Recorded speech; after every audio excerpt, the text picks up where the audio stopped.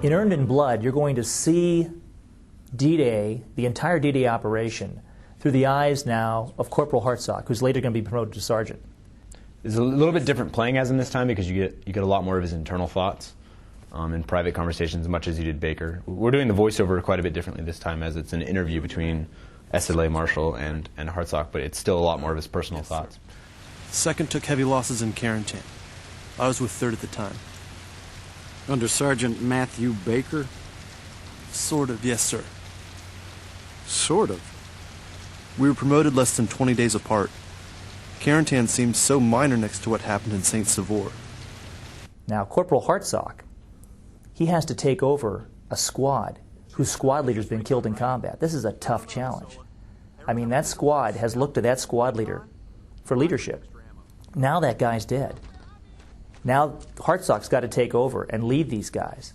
So we're trying to put all of that into the game. We want this game to be more of an experience, not just something you play. Well, in Earned in Blood, you're now going to learn all about Hartsock's new squad. And his squad of paratroopers have to be real people as well. So we studied the real history of squads. We read some of the stories from veterans. We've talked to the veterans. We've walked the battlefields with the veterans. We tried to create a real group of human beings that act like riflemen, as paratroopers did in World War II.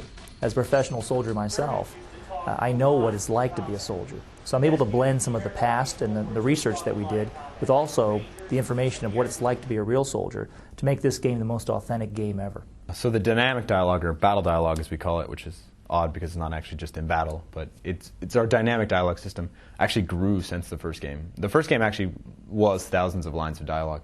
This one, I'd wager to say it's actually tens of thousands of lines of dialogue. I could see plain as day it was Red from 3rd Squad. Could have shot you. Well, damn good thing you didn't, right? Shit, I'd have been mighty ticked off.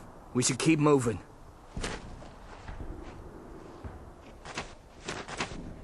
Well, I ain't yelling flash.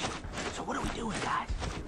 We had a good system where the players would shout to each other during battle and say things that were pertinent to the combat. So the first step was adding things, more things for the characters to say back to the player and to each other. So we did that. There's a couple more situations they can find themselves in.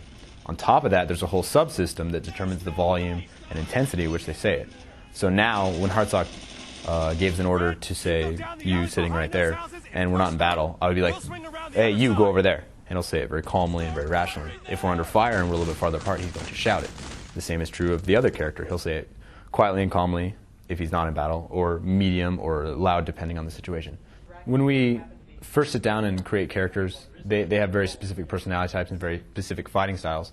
I'm actually the one that divides them up into their fire teams and assault teams, so I do take their personalities and how I think they fight and move them around accordingly. For example, Paddock, he's the one with the M3 grease gun. He's very, very aggressive, which makes him a very good candidate for the assault team.